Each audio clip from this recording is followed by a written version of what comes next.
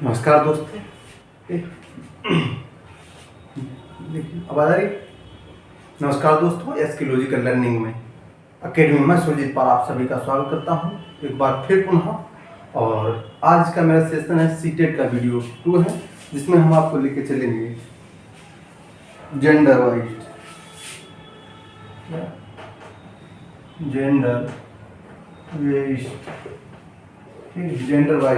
ठीक है।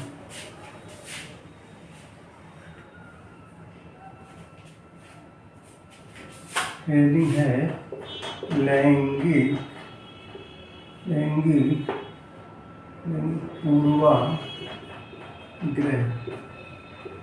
ये आता है लैंगिक पूर्वाग्रह, या एक आएगा रूढ़वादिता। एनी प्रॉब्लम दिख रहा?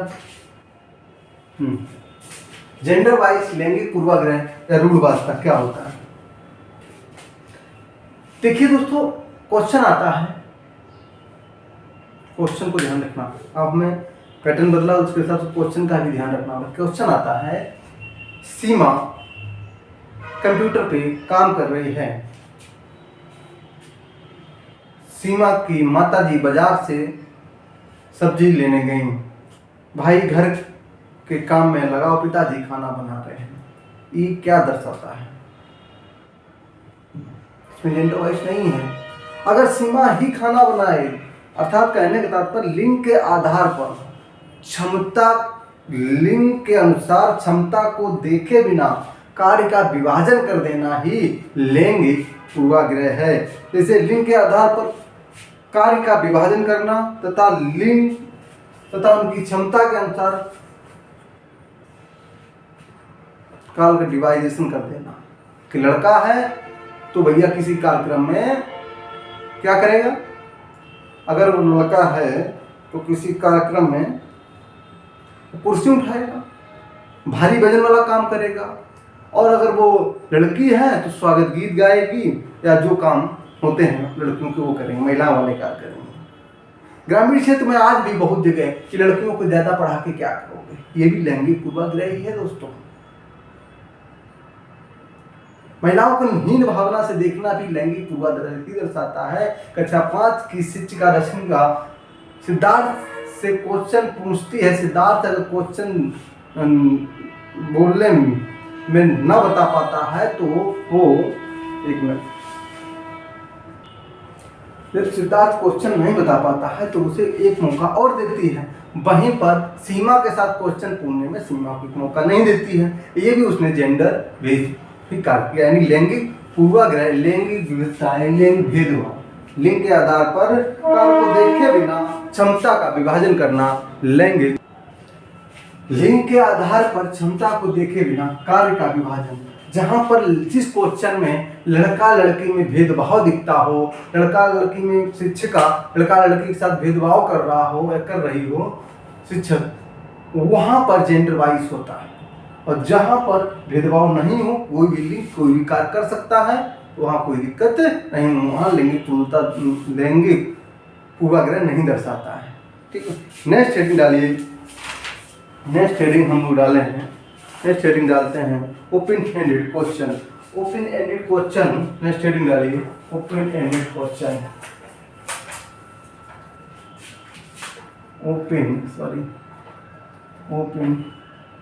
Ended question, open ended question, मुक्त अंत वाले प्रश्न।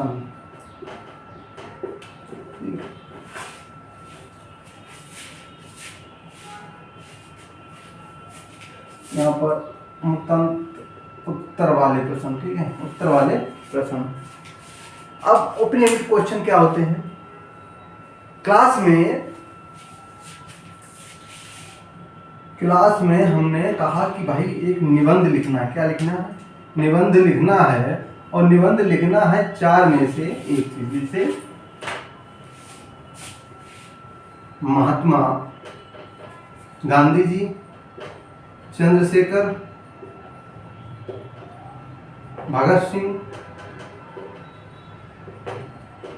और विद्यालय, ठीक होता है। हमने इसमें मुख्य ओपन एंडेड क्वेश्चन यही होता है कि हमने 4 ऑप्शन दे दिए, इन 4 में से आपको जो अच्छा लगे उस हिसाब से एक निबंध लिख के लाइए। इसमें बच्चा अपनी अपनी रुचि के अनुसार, अपने अपने ज्ञान के अकॉर्डिंग ये में आंसर देगा, ठीक है। क्या करेगा? आंसर को देगा। यहाँ पर पेपर पेंसिल जैसा टेस्ट होगा, अर्थात कॉपी को हम एक खुला रख लेंगे, एक बार पढ़वा देंगे, तुरंत एग्जाम ले लेंगे, ये भी ओपन एंडेड होता है। या हमने कॉपी दे दी, भैया ये बुक है और इसमें से आप आंसर को, क्वेश्चन को ढूंढिए और लिखिए, एनी प्रॉब्लम। ये क्वेश्चन अब डीपली इस तरह से आने लगा कि हमने किताब को दे दिया और उससे कहा भैया ये क्वेश्चन हम पूछे और इसमें से ढूंढ के लिख लीजिए, ये भी ओपन एंडेड हो गया। दूसरा, अगर हमने 4 ऑप्शन दे दिए कि निबंध इन चीजों पर लिख रहे हैं, महात्मा गांधी पर, चंद्रशेखर आजाद पर, भगत सिंह पर, विद्यालय पर, गाय पर, बैल पर, या जो भी ऑप्शन हमने 4 रखे, उनमें से हर एक बच्चा अलग अलग अपने अपने अकॉर्डिंग अलग अलग चीजों को लाएगा। वो जब हम चीजें निबंध लिख के लाएगा, चारों चीजों को हम अलग अलग चीजों में बताएंगे तो लोगों को नॉलेज होगा, इसके ओपन एंडेड कहलाता है। मतलब कोई बाध्यता नहीं है कि हमें क्वेश्चन इनमें से अगर ये नहीं आता तो हम इसके बारे में बता देंगे, ये विद्यालय के बारे में लिख देंगे, गांधी जी के बारे में लिख देंगे, चंद्रशेखर, किसी 4 में से किसी के बारे में लिखना ही होगा, ये ओपन एंडेड कहलाता है। जहां पर ये क्वेश्चन और घुमा के भी दे सकता है ओपन एंडेड का, तो जहां पर आपको बहुत सारे ऑप्शन मिलते हैं, ठीक है, बहुत सारे ऑप्शन मिलते हों, वहां पर आंसर में वहां पर बहुत सारे आपको ऑप्शन मिलते हो, रास्ताएं बहुत सारी हो कहीं जाने के लिए, वहीं पर ओपन एंडेड क्वेश्चन कहलाता है। Any problem? चलिए आगे चलते हैं नेक्स्ट हेडिंग की तरफ। कुछ छोटा है इसलिए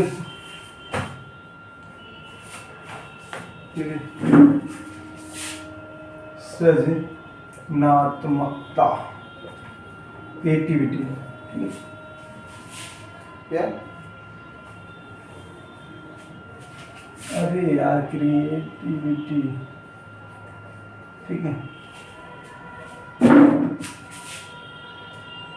CREATIVITI है क्रिएटिविटी, ठीक है। लिखें, किसी वस्तु की खोज करना, किसी वस्तु की खोज करना क्रिएटिव कहलाता है या सृजनात्मकता कहलाती है, ठीक है। किसी वस्तु की खोज करना या कुछ नया करना, लीक से हटकर करना, आउट ऑफ द बॉक्स करना, यही हमारा क्या कहलाता है? सृजनात्मकता कहलाता है दोस्तों। अब हेडिंग डालिए इसके सृजनात्मकता के गुण, हेडिंग डाल लीजिए सृजनात्मकता के गुण, ठीक है। नंबर 1 लिखिए, देखिए सृजनात्मकता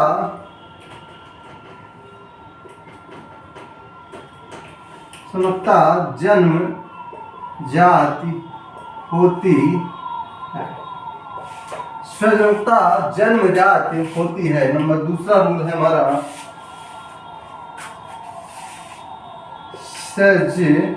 सृजनात्मकता को प्रभावित करने वाला कारक जो मुख्य है, क्या है?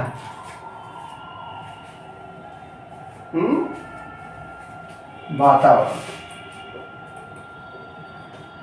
सृजनात्मकता को प्रभावित करने वाला मुख्य कारण जो हमारा क्या है?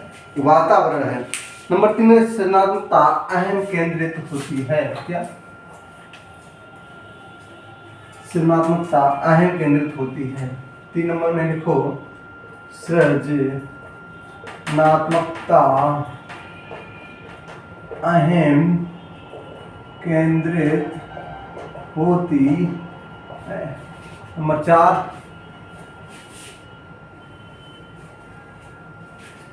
सृजनात्मकता न तो IQ पर डिपेंड होती है, ठीक है।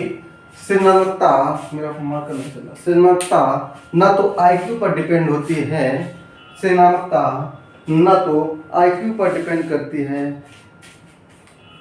सृजनात्मकता न तो IQ पर डिपेंड करती है और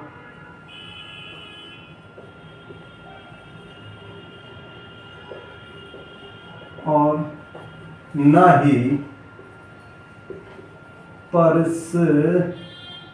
ऐसे लिखिए, ना ही व्यक्तित्व पर यानी पर्सनालिटी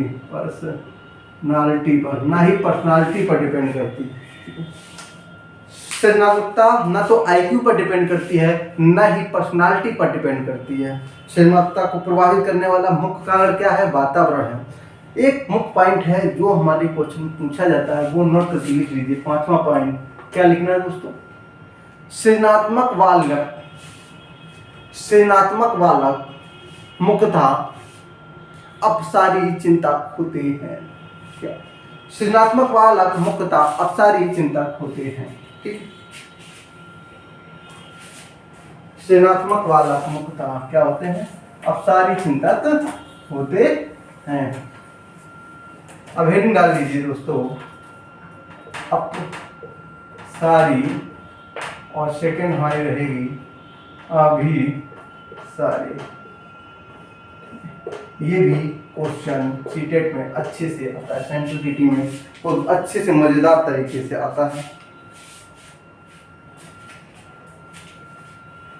सर सृजनात्मकता समझा दें, ये मेरे भाई सृजनात्मकता समझा दें, मतलब अच्छे से समझा देते हैं उनको। देखो, सृजनात्मकता जन्मजात होती है। इसको प्रभावित करने वाला मुख्य कारण जो होता है क्या कहलाता है? वातावरण कहलाता है हमारा। सृजनात्मकता अहम केंद्रित होती है। सृजनात्मकता न तो IQ पर डिपेंड होती है, न ही पर्सनालिटी पर डिपेंड होती है। सृजनात्मक और प्रतिभाशाली बालक अधिकतर अपसारी चिंतक होते हैं। ये लाइन अंडरलाइन कर लेना, इसमें आपको कम से कम पूरी पेपर में 7 से 8 क्वेश्चन मिलेंगे। सृजनात्मक और प्रतिभाशाली बालक अधिकतर अपसारी चिंतक होते हैं। नेक्स्ट हेडिंग डालिए, अपसारी और अभिसारी।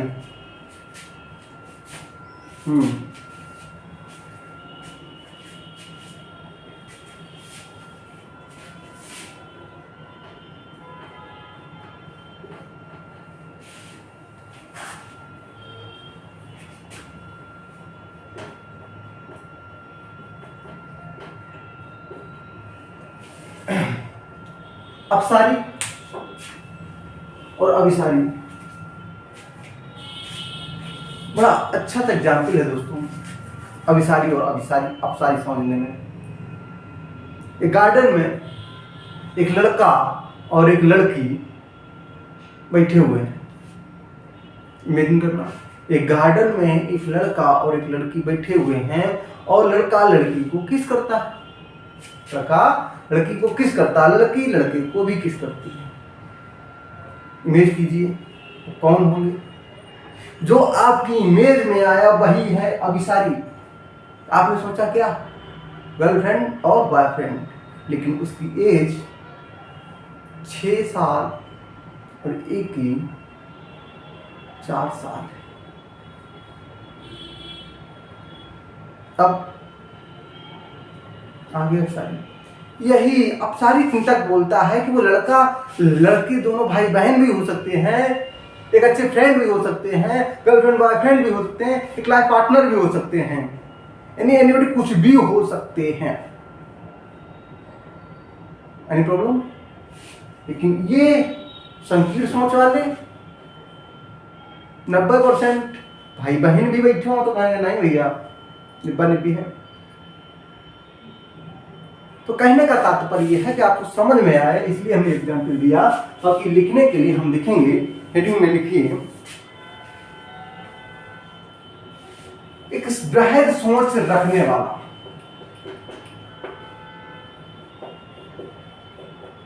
और संकुचित सोच रखने वाला।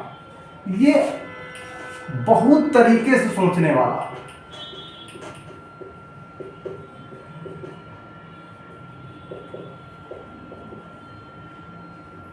और ये एक तरीके से सोचने वाला।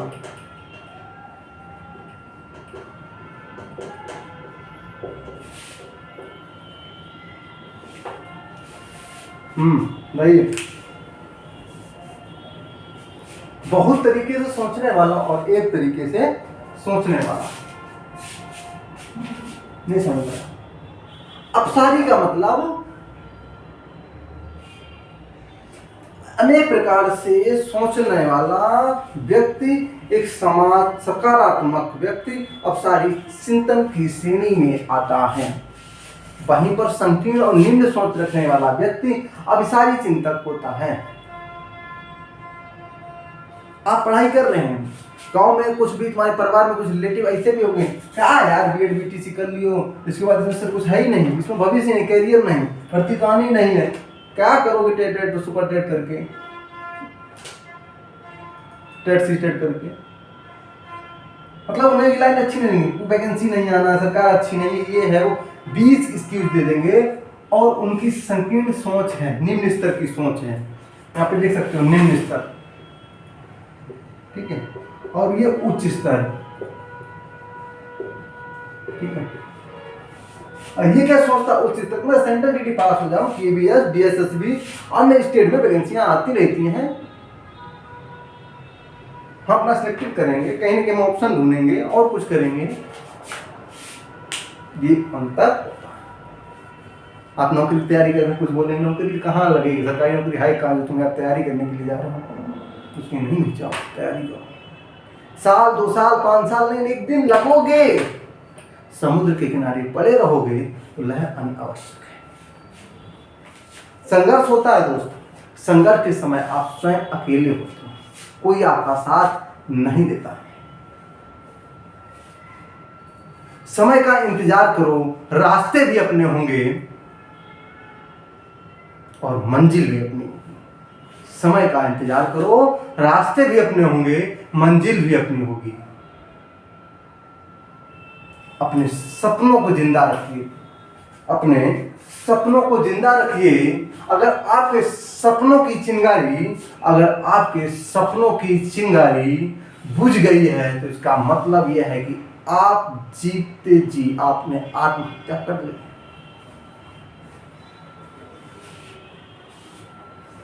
संघर्ष ही जीवन, परेशानी ही जीवन है दोस्त। दुनिया की हर परेशानी आपके संघर्ष के आगे घुटना टेक देगी। बोलते हो ये तो बोलने की बातें नहीं दोस्त, संघर्ष करना ही, जीवन ही संघर्ष है। जिस दिन आपके सामने से परेशानियां हट जाएं, संघर्ष हट जाए, उस दिन तुम सोच लेना कि मैं जिंदा नहीं हूं। ठीक है, आगे अब इनमें तो सही कौन सा है और गलत कौन सा है? तो मेरे दोस्त ये अपनी अपनी जगह दोनों सही है, ये अपनी अपनी जगह दोनों सही है, गलत कोई नहीं है। ये अपनी जगह सही है सर, और ये सर अपनी जगह पर सही है। कभी कभी इनका सोचा हुआ भी सही होता है, इनका सोचा हुआ गलत हो जाता है, इसलिए ये अपनी अपनी जगह पर दोनों सही है। ठीक है, नेक्स्ट रेटिंग डालिए है। अच्छा, जो 8-10 रूल हैं उसके सृजनात्मकता के वो लिख लीजिए, लिखना चाहे तो लिख लीजिए, मैं तो ना लिखना होता है लिखिए, क्योंकि मेरा आज मार्कर काम नहीं कर रहा है और मैं लिखाने के मूड में बोल देता हूँ, आप लोग लिखिए। नंबर 1, सृजनात्मकता के प्रमुख तत्व हेड डालिए। सृजनात्मकता के प्रमुख तत्व, सृजनात्मकता के प्रमुख तत्व। अब यहाँ से क्वेश्चन पूछता है इसलिए लिखाना जरूरी है। 1 2 3 4 5 6 क्या है? धारा प्रवाहित वास्तविकता, धारा प्रवाहित वास्तविकता, धारा प्रवाहित वास्तविकता, धारा प्रवाहित वास्तविकता, उपयोगिता उपयोगिता पुनर्परिभाषित करना, ठीक है, उपयोगिता पुनर्परिभाषित करना, व्याख्या करना, क्या व्याख्या करना, ठीक है, व्याख्या करना और सृजनात्मक निर्माण करना। नेक्स्ट 7वां, यहाँ लिख लीजिए 7 नंबर।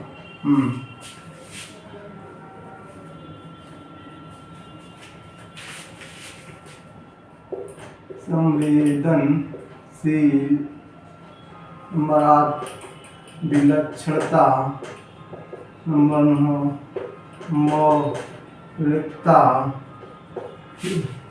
मौलिकता, और नंबर 10 लचीला। धारा प्रवाहिता, वास्तविकता, उपयोगिता, पुनर्प्रभाषित करना, व्याख्या करना, सृजनात्मक निर्माण, संवेदनशीलता, विलक्षणता, मौलिकता और लचीलापन, ये इसके 10 मुख्य तत्व हैं। ओके, तो आज के लिए इतना ही, मिलते हैं नेक्स्ट चैप्टर में। तब तक के लिए अपना और अपनों का ध्यान रखिए और पढ़ते रहिए।